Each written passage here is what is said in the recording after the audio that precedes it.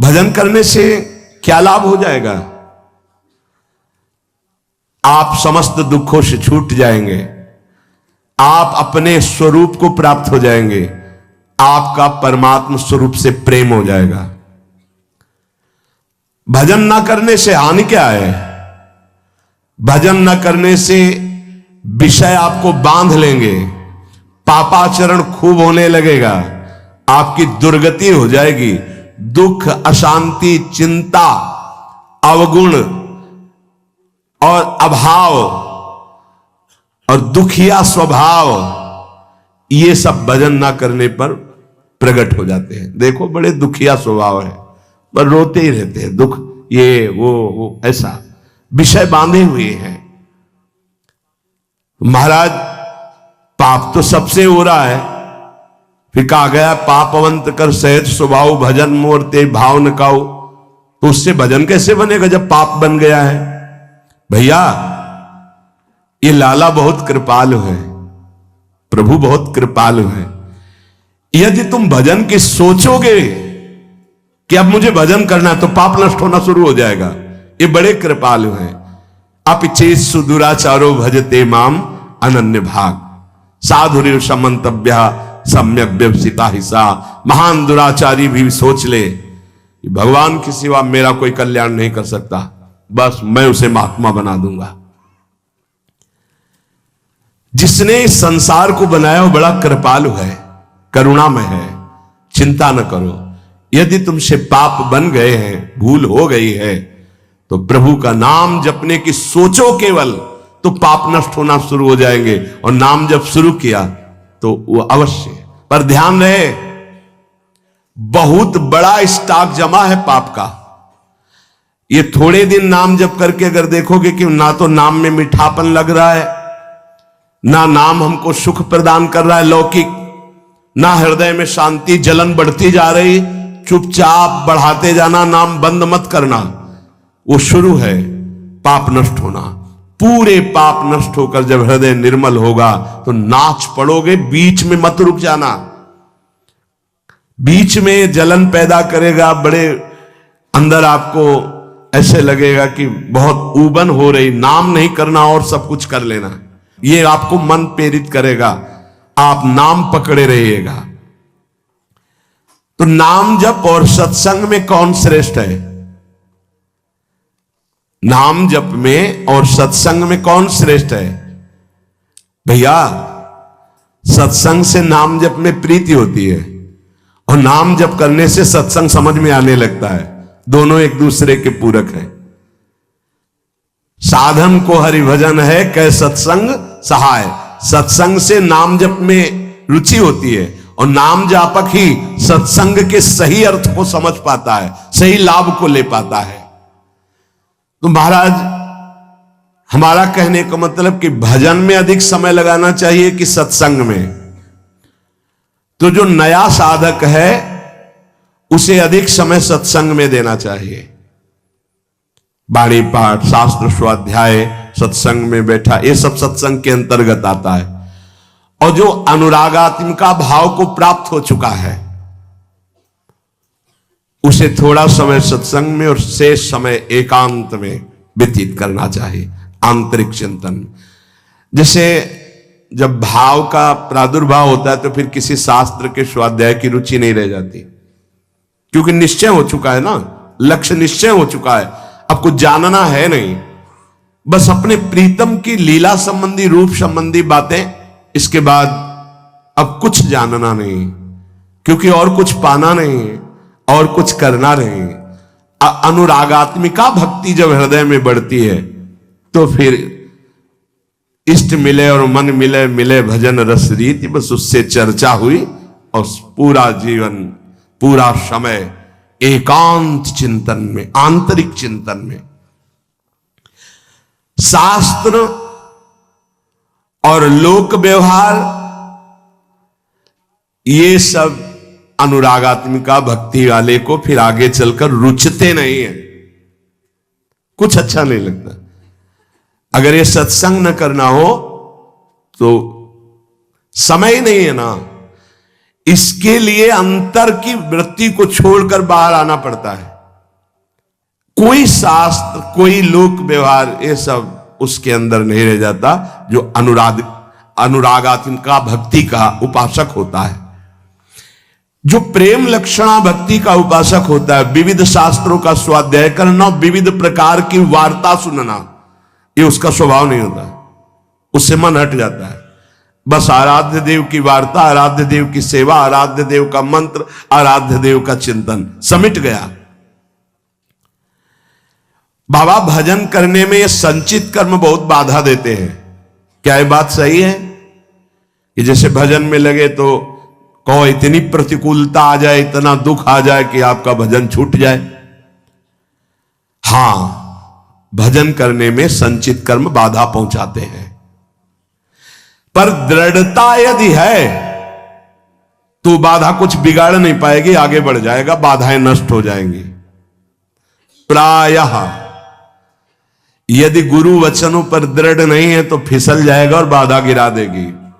पूर्व के पाप, पारिवारिक मोह, विषय भोगों की इच्छा, कहो ऐसा अपमान का वातावरण कि तुम्हारा उपहास हो, तो लगेगा कब तक सहे, छोड़ो यार, वो बाधाएं उसे परास्त कर देंगी। बाबा कह रहे हां, भजन करने के लिए जब कोई कमर कसता है तो पूर्व संचित पाप बाधा डालते हैं, पर जिसका दृढ़ संकल्प हो गया है, पीछे कदम नहीं हटाना, इसमें ध्यान रखना, पीछे कदम नहीं हटाना, इतनी सीख ले लो। जितनी माला में पहुंचे उससे नीचे नहीं उतरना, जितना पाठ में पहुंच चुके उतना पाठ करना, जितना त्याग में पहुंच चुके उतना कदम मजबूत जमा लेना, पीछे मत हटना। हर बाधा आपको आगे बढ़ा देगी, पीछे नहीं हटाएगी। बाधा तो आएंगी, आती हैं, बड़े बड़ों के जीवन में आती हैं। देखो ना, राधा बाबा अनुष्ठान में बैठे तो पैर फिसला, टूट गया, अंग टूट गया। ये पूर्व संचित कर्म जो हैं, पाप कर्म, ये बड़े बड़ों को बाधा पहुंचाते हैं। बस दृढ़ता होनी चाहिए। संचित कर्म दृढ़ भाव वाले साधक के जीवन में कभी बाधा नहीं पहुंचा सकते। ये बातें पकड़नी चाहिए, नहीं प्रायः फिसलन हो जाती है। भजन करने वाले उपासक को इतना दृढ़ हो जाना चाहिए कि अब चाहे प्राण निकल जाए, अब मैं रुकूंगा नहीं, इस मार्ग को छोड़ूंगा नहीं, अब जो होगा देखा जाए, कोई बाधा नहीं परास्त करेगी। नहीं, कदम कदम पे बाधा आती, कदम कदम पे, क्योंकि पूर्व पाप बख्शेंगे थोड़ी आपको, वो तो आपको गिराना चाहेंगे। अगर भजन चल रहा है, नियम ले लिया, गुरु वाक्यों पर चल रहे हो, तो वो खुद नष्ट हो जाएंगे, क्योंकि असत कर्म है वो, ये सत है। सत को कोई काट नहीं सकता, सत को कोई गिरा नहीं सकता, पर बाधा आएगी। रुकना नहीं है, झुकना नहीं है, टूटना नहीं है, पक्का। ये रोज सत्संग में सुन रहे हैं, मानो आपको रोज वो युक्तियां मिल रही जिससे आप आगे बढ़े। इसमें दृढ़ता के लिए सबसे पहला सत्संग है, पर यह है कि कुसंग भी बहुत जोर का होता है। यद्यपि सत्य के आगे कुसंग क्या है, पर आपको परिणाम में अगर बताएं तो 10 साल का सत्संग और 10 दिन का कुसंग, इतना प्रभावशाली। तो आप कहेंगे फिर सत्य का इतना धीमे प्रभाव पड़ता है, इसलिए कि बहुत जन्मों से हमारी इंद्रियां सब कुसंग में राजी रही है। जैसे इस बिल्डिंग को बनाने के लिए कितने महीने लगे होंगे, लेकिन इसको गिराने के लिए दिन चाहिए, केवल 1 दिन, 2 दिन, 3 दिन। बनने में वर्ष लगे होंगे। ऐसे ही साधना की ऊंचाई पर चढ़ने में समय लगता है, सत्संग की बातों को जीवन में उतारने में समय लगता है, लेकिन भ्रष्ट होने में नहीं होता है। 5 मिनट में भ्रष्ट हो जाओ। सत्संग, सद्विचार रहना, दूसरा दृढ़ता का, जो बाधा तुम्हें गिरा नहीं पाएगी। अब साधक के अंदर असद विचार पाए जाते हैं। ओखली पे सर रख दिया तो चोट गया, क्या गिनना। जब प्रभु के लिए जीवन अनंत जन्मों से भटक रहे हो,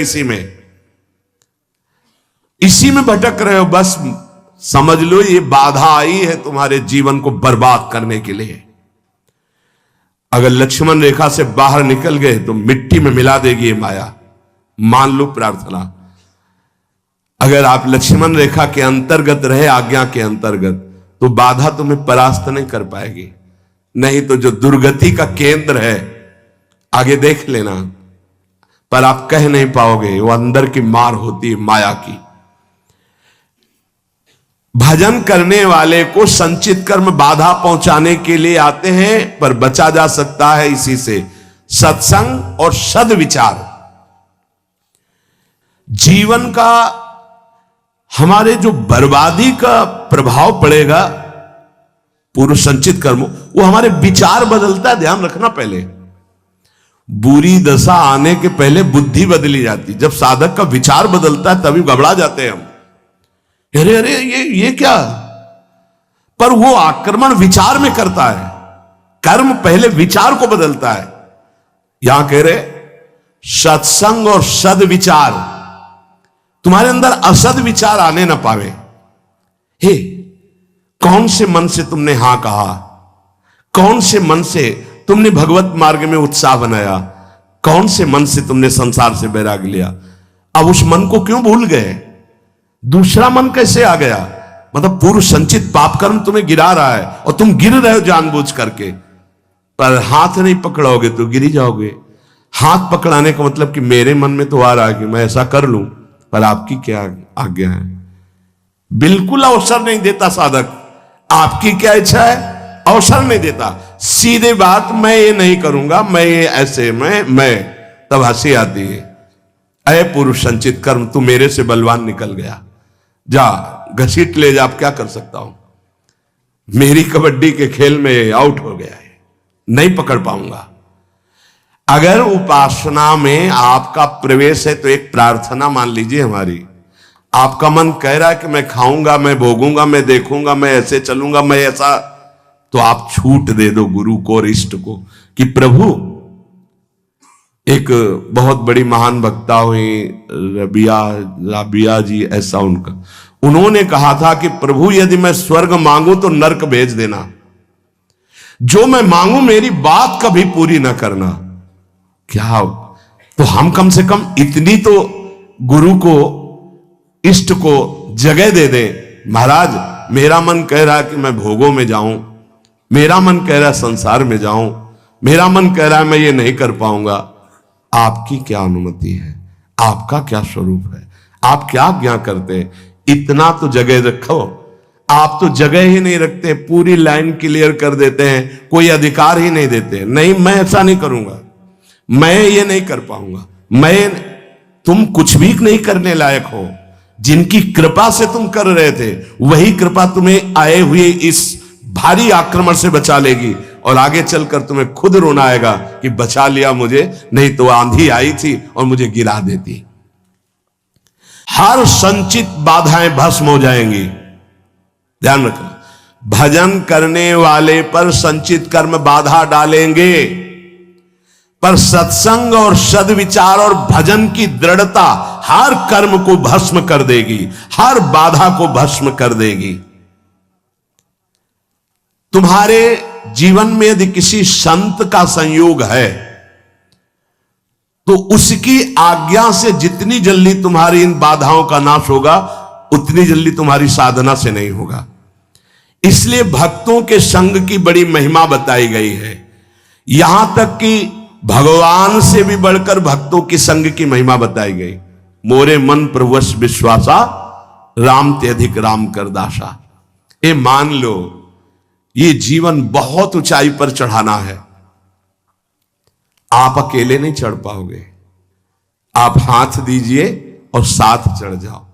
तो बोले एक दो को चढ़ा दोगे, यहां तो हजारों कैसे चढ़ोगे। तो हमारे प्रभु का अब वेद नहीं पढ़े इसलिए नहीं जानते। सहस्त्र शीर खा पुरुखा, सहस्राक्षा सहस्त्रपाद। वो अनंत हाथों वाला है, अनंत भुजाओं वाला, अनंत पाद वाला, अनंत नेत्र वाला, विश्वतः चक्षुर, वो विश्व नेत्र वाला है। अरे वो तुम्हें ऐसे गोद में लेकर पहुंचा देगा, तुम्हें चढ़ने नहीं पड़ेगा। उसकी करुणा दृष्टि हो जाए तो लूला लंगड़ा सुमेर पर्वत को पार कर जाए। मूकम करोति वाचालम पंगुम लंघयते गिरिम। इस अध्यात्म की चढ़ाई के लिए हम सबकी टांगे टूटी हुई है, तो हमको उठा के ले चलते हैं गुरुदेव। हमें हरि उठा के ले चल रहे हैं। पहाड़ लंघवा दिया, ये काम क्रोध लोभ मोह मद मत्सर, ये बड़े बड़े पहाड़ हैं, इसे लंघवा दिया। मुंह को होई वाचाल पंगु चढ़ई गिरिवर गहन। सही पूछो तो इस चढ़ाई पर चढ़ने लायक नहीं, पर कृपा ने चोटी को लंघवा दिया। बार बार जैसे प्रारंभ हुआ था जहां से सत्संग, बार बार मन निहाल होता है, कितने करुणा में प्रभु, जब उनकी करुणा दिखाई देती। अरे साधारण जीव, विषयी जीव पहाड़ लांघ गया, बड़ा आश्चर्य। गृह कारज नाना जंजाला तेति दुर्गम शैल विशाला। काम क्रोध लोभ मोह मद मत्सर विशाल पहाड़ है, और एक छोटा सा साधक लांघ गया। तब लगता है कृपा में बड़ी ताकत। छोटा सांप का बच्चा गरुड़ को खा जाए, ऐसी सामर्थ्य हमारे हरि में है। हाँ, मस्कई करे बिरंच सम, मच्छर को ब्रह्मा बना दे, ब्रह्मा को मच्छर बना दे, ऐसे प्रभु के शरणागत है। जो स्वल्प पुण्य वाला होता है वो इन बाधाओं से परास्त होकर के साधनहीन हो जाता है। स्वल्प पुण्य वाला। महान पुण्य वाले कैसे बने? बोले भगवत प्रसाद, उच्छिष्टामृत, भगवत नाम गुणगान, भक्त चरित्र और भगवत विग्रह की सेवा, ये तुम्हें महान पुण्य वाले बना देंगे, जिससे कोई बाधा तुम्हें गिरा नहीं पाएगी। फिर ध्यान दीजिए, स्वल्प पुण्य वालों को ये संचित कर्म बाधा पहुंचाकर भजन से विमुख कर देते हैं। तो हम अपने पुण्यों को कैसे बढ़ाएं? तो बोले भगवत प्रसाद पाओ, उच्छिष्ट, संतों की जूठन, प्रभु की जूठन, गुरुदेव की जूठन, जूठन ले पाइए। आदेश में सेवक जी महाराज करें कि ऐसे जो नाम गुण रूप लीला धाम में रमण करते हैं, उनकी अगर हमें प्रसादी मिल जाए तो हमारे सारे पाप नष्ट हो, हमारा सुकृत बढ़े। प्रसाद से बहुत सुकृतवान बनता है। अपने रोज पाते हैं, गुरुदेव का भी पाते हैं। सिंहासन में गुरुदेव भी तो विराजमान है, प्रिया प्रीतम विराजमान है, आचार्य विराजमान है। तो आराध्य देव, गुरुदेव, आचार्य, सबकी जूठन मिलती जब भोग लगता है। और नाम गुणगान वो भी कृपा से होता है। गुणगान होता है, अभी वाणी पाठ शुरू हो जाएगा, और नाम कीर्तन होता है। भगवत भाव में डूबे हुए भक्तों के पावन चरित्र, भक्त संग और भगवत विग्रह की सेवा, इससे बहुत जल्दी सुकृत एकत्रित हो जाते हैं और वो बाधाओं को परास्त कर देता है। सेवा मिले तो समझ लेना बहुत बड़ी बात हो गई। भगवत सेवा मिले तो चूक मत करना। छोटी सी भी पुष्प की सेवा भी, पीछे एक बार सुने हैं आप सेवा का प्रभाव, सूरदास जी के पद में। आरती कर रहे उसका अलग प्रभाव, चंवर डुला रहे उसका अलग प्रभाव। एक एक सेवा, हमारे प्रभु बड़े उदार हैं, रीझ जाते हैं। जिस उपासक को संतों से प्रेम हो गया, उसका और कोई साधन बने या ना बने, कोई बाधा उसे परास्त नहीं कर सकती। आखिरी बात पूज्य बाबा कह रहे, जिसका संतों से प्रेम हो गया तो और कोई साधन बने ना बने। प्रेम का मतलब हमारा तो हिम्मत नहीं, हमारा तो मन नहीं, पर हम अपने गुरुदेव को दुखी नहीं कर सकते। हमारे चाहे प्राण निकल जाएं, हमसे कोई साधन बने ना बने, पर हमारे बड़े भाग्य हैं कि हमें ऐसे गुरुदेव मिले, हम उनको दुख नहीं दे सकते।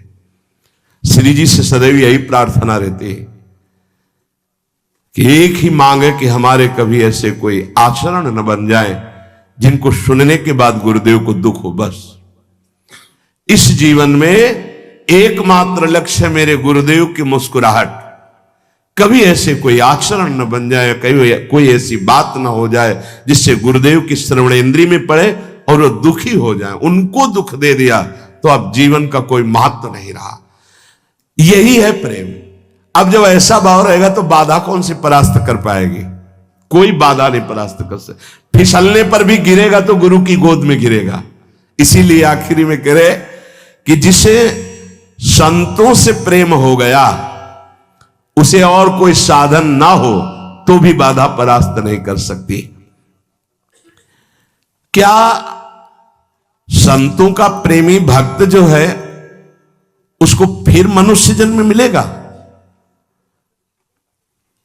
अगर वो मनुष्योचित कर्म करेगा तो मनुष्य जन्म मिलेगा। अगर वो भागवतिक कर्म करता है तो भगवत प्राप्त हो जाएगा। एक राधा वल्लभ जी के उपासक थे। एक समय उनको बुखार और सन्निपात हो गया, तो सन्निपात में भी वो गा रहे थे बनी श्री राधा मोहन जी की जोरी। बुढ़िया बाबा कह रहे हैं, एक राधा वल्लभ जी के उपासक थे, उनको सन्निपात हुआ, बुखार हुआ, तो बेशुद्ध अवस्था में भी गा रहे थे बनी श्री राधा मोहन जी की जोरी। और एक ठेकेदार था, उसको जब सन्निपात हुआ तो वो ये कह रहा था कंकड़ लाओ, ईंट रखो, और गालियां बक रहा है, तू खड़ा क्यों है? सन्निपात में बोल रहा है। बोले जो संतों का प्रेमी होता है, भगवत प्रेमी होता है, जो भगवत प्रेमी होता है तो मूर्छावस्था में भी भगवत स्मृति रहती है। अब उसका मनुष्य जन्म कैसे हो जाएगा? अगर वो सांसारिक कार्य वाला है, भगवत भजन नहीं करता है, तो फिर उसके कर्म के अनुसार उसका जन्म होगा। सदा तद्भाव भाविता वाला महापुरुष कैसे जन्म ले सकता है? अगर जन्म होगा तो वो कर्म बंधन युक्त नहीं, वो जगत पावन करने वाला होगा। जैसे अपने लोग संतों को कहने लगते हैं तो भगवान के अवतार हैं, तो वास्तविक वो अवतार ही है। वो कर्म बंधन से नहीं आए, वो भगवत प्रेरित होकर, वो भगवत प्रताप रूप से अवतरित हुए जगत मंगल करने के लिए। तो हमारा उद्देश्य भगवत प्राप्ति। पैर ऐसे जमाओ कोई भी प्रलोभन या भय तुम्हें इससे गिरा ना पावे। इस दिन भर बड़े बड़े महापुरुषों की बातें चयन करके आपको सुनने को जो मिलती हैं, अगर आप इनको जीवन में उतारेंगे नहीं तो हमारा प्रयास विशेष सफलता का रंग नहीं लाएगा। आप हम पर कृपा करें, हमारी मेहनत को सार्थक करें कि आपको जो सुनने को मिलता है उसको आप आचरण में उतारें। शेष चर्चा आगे। श्री राधा वल्लभ लाल।